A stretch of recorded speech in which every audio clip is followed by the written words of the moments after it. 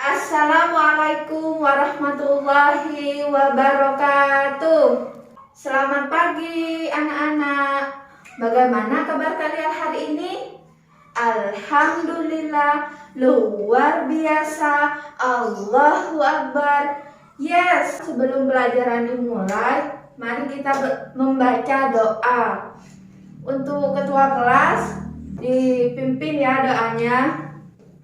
Bismillahirrahmanirrahim. Rabbi zidni ilma warzuqni fahma. Amin ya rabbal alamin. Selanjutnya ibu guru akan absen ya. Siti liatin. Ada Zaskia Wulandari, ada Zaini Hasan, ada Muhammad Alvin, ada ya ketua kelas. Siti Sofiatin, oh ada juga. Husnul Hatimah, oh gak masuk, kemana Husnul? Oh Sofi deket ya rumahnya sama Husnul. Oh sakit apa? Sakit perut. Ya sudah, nanti sepulang sekolah kita jenguk Husnul ya. Oke, kita lanjut ke pelajaran. Nah, sebelum ke pelajaran dulu, kalian itu masih ingat tidak minggu lalu kalian belajar tentang apa? Ayo, ada yang masih ingat? Oh iya, betul sekali. Minggu lalu kita belajar tentang hidup bersih dan sehat di rumah. Nah, untuk pelajaran sekarang kita akan mempelajari tentang hidup bersih dan sehat di sekolah. Nah, ada yang tahu tidak kenapa kita harus hidup dengan hidup bersih di sekolah? Ada yang tahu? Iya betul sekali. Kita harus hidup bersih di sekolah agar tubuh kita itu sehat. Selain sehat, kita juga terhindar dari kuman, virus. Seperti sekarang ini. Ayo, ada yang tahu kenapa ibu guru memakai masker? Ya, karena ada virus COVID-19. Jadi, untuk sekarang kita belajar menggunakan masker agar apa? Iya, agar kita terhindar dari kuman. Tujuan pembelajarannya itu adalah kalian itu bisa mengetahui ciri-ciri kelas yang kotor, ciri-ciri sekolah yang kotor, dan juga yang bersih. Kemudian yang kedua, agar kalian tahu dan memahami bagaimana gerakan kepala, bagaimana menggerakkan kepala, tangan, dan juga kaki di dalam gerakan sederhana tari. Kemudian yang ketiga itu adalah kalian bisa tahu dan mengelompokkan ciri-ciri dari bangun datar, segi bangun datar, baik itu dari sisi, sudut, dan juga titik sudut. Sekarang siapa yang berani membaca teks kelas yang tidak bersih menjadi sarang penyakit? Ayo, siapa yang berani? Oh, Mbak Lia berani? Sini maju. Yo, Mbak Lia harus membaca teks ini dengan nyaring dan intonasi yang tepat ya. Ya, silahkan dibaca. Yang nyaring Mbak Lia. Ya, sudah. Kalau sudah, sekarang Ibu Guru akan tanya, bagaimana isi dari teks yang Mbak Lia baca tadi? Ada yang tahu? Oh iya, betul sekali. Debu akan mendatangkan penyakit bagi tubuh, bagi mereka yang tidak menjaga kesehatan dan kebersihan. Bagus, pintar sekali. Oh ya, sekarang guru akan tanya. Di dalam teks yang tadi ada beberapa penyakit. Ada yang bisa menyebutkan? Oh ya, oh Mbak Sofi bisa. Oke, disebutkan. Apa? Ya, betul sekali. Ada 3, yaitu apa? Ya, batuk, flu, dan demam berdarah. Jadi kita harus pandai-pandai menjaga kebersihan dan kesehatan. Kalian itu kalau membaca teks harus memperhatikan intonasinya dari titik, koma hingga tanda seru seperti itu ya. Dan untuk ejaannya juga huruf kapital itu digunakan untuk nama orang, nama negara, nama hewan. Ada yang bisa menyebutkan ciri-ciri lingkungan yang tidak sehat. Guru tunjuk ya, Mas Alvin. Ya, yang pertama itu berdebu, bentar. Ya, yang lain apa yuk? Ya, udaranya itu kotor sehingga kita itu mudah terkena penyakit. Di sini ada beberapa gambar yang mencontohkan lingkungan di sekolah yang tidak sehat. Kalian bisa membedakan. Ini adalah gambar kelas A. Ini bersih, berarti ini sehat. Kemudian di kelas B di sini ada kelas yang kotor, artinya mudah terkena penyakit. Ini contohnya. Ini menurut kalian kelas apa? Kelas yang bersih atau kotor? Kelas bersih. Kalau yang ini, ya benar sekali, Mbak siapa? Mbak Ulan, benar sekali. Ini adalah kelas yang kotor. Jadi, ciri-ciri kelas yang kotor itu seperti ini. Berantakan, sampah di mana-mana, penataannya itu tidak rapi, kemudian juga berdebu. Itu adalah ciri-ciri dari apa? Ya, dari kelas yang tidak sehat. Sekarang kalian dibagi menjadi 3 kelompok, masing-masing itu 5 orang ya. Nanti kalian akan mengamati lingkungan sekolah yang bersih dan juga tidak bersih. Nah, ini kelompok pertama itu mengamati di kelas. Nanti kalian sambil kerja bakti kalau ada kelas yang kotor seperti ini ya. Kemudian kelompok kedua di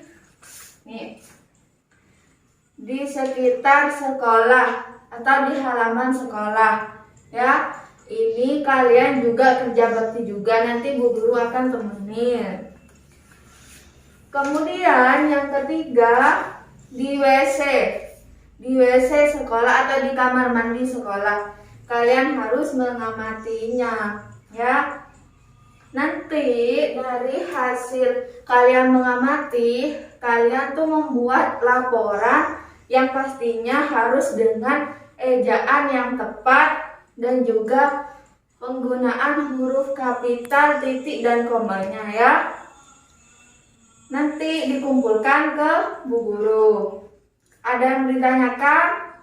Sudah paham? Ya, bagus kalau sudah paham. Sekarang yang sudah selesai, kumpulkan ya. Ya. kumpulkan ke depan, Bu Guru akan koreksi. Nah, ini dia. Ini punya Mbak Siti Yuliatin. Nah, punya Mbak Siti Yuliatin ini sudah bagus ya tulisannya. Sudah bagus, tapi penggunaan titik dan komanya itu harus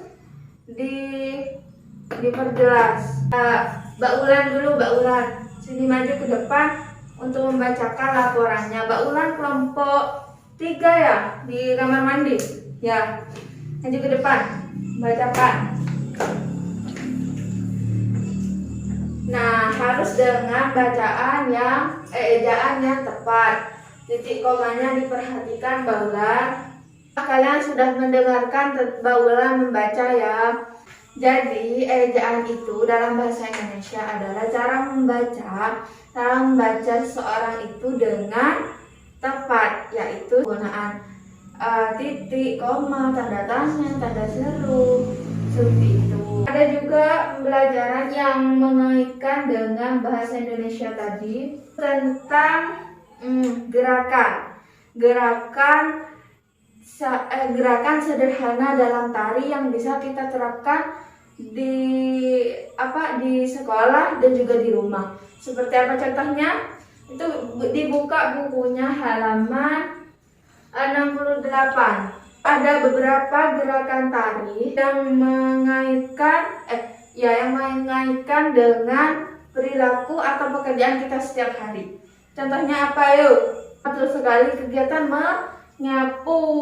Jadi sebelum belajar gerakan terlebih dahulu, kita harus pemanasan. Kalian lupa tadi ya, sebelum kalian mengamati lingkungan sekolah itu kalian tidak pemanasan dulu, karena biar otot-otot kalian itu terasa lebih lentur. Jadi pemanasannya itu dibuka halaman 94 ya. Itu dari bagian kepala, memutar persendian leher ke kanan dan ke kiri, tangan di pinggang seperti ini. 1, 2, gitu ya. Terus gerakan yang kedua ini adalah merentangkan tangan, kemudian memutarnya ke depan dan ke belakang. Yang pertama 1, 2. Yang kedua 1, 2. Nah, kemudian yang ketiga ini adalah kita cukup meletakkan tangan di atas kaki seperti ini. Lakukan 2 kali. 1, 2. Kemudian begini. 1, kaki agak dibuka. 1, 2. Kira-kira begitu ya pemanasannya. Jadi kalian ulangi semuanya dari kepala, terus lengan, terus gerakan membungkuk ya. Langsung saja ke gerakan tari sederhana. Gerakan tari sederhana kita menggunakan sapu saja. Jadi kaki kiri itu di depan, kaki kiri lakukan seperti kalian ingin menyapu ke depan. Genjotkan kaki di lutut, genjotkan seperti itu. Itu adalah gerakan tari yang paling sederhana. Jadi kita bisa melakukannya setiap hari karena kita pasti akan menyapu. Oke, jadi seperti ini. Ini 1, 2, 3. Terus seperti itu. Ini adalah gerakan tari sederhana. Kalian yang tadi dibagi kelompok itu maju ke depan per kelompok ya, itu untuk mempraktekkan apa yang Bu Guru sampaikan tadi, oke? Ayo sekarang kelompok 1 maju untuk mempraktekkan ini menggunakan sapu. Setelah itu bergantian kelompok 2 lalu kelompok 3, oke? Yuk maju. Nah, jadi ada berapa gerakan yang tadi Bu Guru jelaskan. Gerakan pertamanya gerakan latihan. Ada berapa? Ada 3. Sebutkan, ayo siapa? Mbak Sofi sebutkan. Apa? Ya, gerakan memutar kepala. Ya, yang kedua siapa yang menyebutkan? Oh, Mbak Lia. Mbak Lia sebutkan. Iya, gerakan memutar lengan ke depan dan ke belakang. Kemudian yang terakhir, kita sebutkan sama-sama. Apa? Ya, membungkukkan badan, kemudian mengangkat tangan ke atas kepala. Itu dilakukan dengan berulang kali. Pintar. Guru akan tanya nih ke kalian, untuk melakukan tari, musik, itu kan pasti menggunakan alat-alat. Nah, kira-kira alat apa yang kalian tahu? Ya, piano, terus ya rebana. Kalian tahu rebana? Oh, Mbak Ulan tidak tahu. Rebana itu seperti alat hadroh itu yang bundar. Ya, itu kan sering dipakai untuk hadroh. Mbak tahu? Ya, pintar sekali. Nah, jadi alat-alat itu memiliki beberapa bangun datar. Ayo sekarang siapa tadi yang menyebutkan piano? Oh ya, Mas Alvin. Mas Alvin, kira-kira piano itu merupakan jenis bangun datar apa? Ya, segi panjang yang bersisi 4. Kalian tahu sisi kan? Ya, betul sekali. Nah, ini contohnya segi 5 dan segi 6. Seperti ini. Kita hitung sama-sama ya untuk yang segi 5. 1, 2, 3, 4, 5. Kemudian yang segi 6. 1, 2, 3, 4, 5, 6. Oke?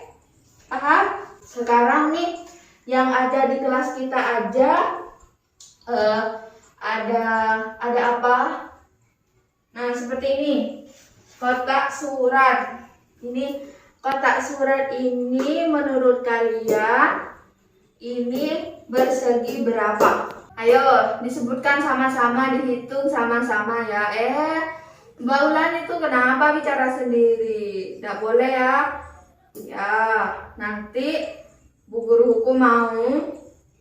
Makanya jangan bicara sendiri. Kita hitung sama-sama. 1, 2, 3, 4. Nah, dari sini, dari kotak surat ini berarti bersegi 4. Pintar sekali. Itu soalnya bisa dilihat di halaman 61. Sekarang Ibu Guru akan menyimpulkan pembelajaran hari ini. Kita sebagai manusia yang sebagai siswa juga yang rajin, yang baik, itu kita harus mempunyai sifat yang bersih dan juga sehat agar kita terlindung dari kuman. Iya. Untuk minggu depan kita beda lagi. Nanti kita akan bahas minggu depan ya. Sekarang kita bernyanyi tentang kebersihan ya. 1, jaga kebersihan. 2, jaga kesehatan. 3, terhindar dari kuman. 1, 2, 3, hidup bersih jadi sehat. Sekarang pembelajarannya ditutup dengan berdoa bersama-sama. Bismillahirrahmanirrahim. Alhamdulillahirabbil alamin. Wassalamualaikum warahmatullahi wabarakatuh.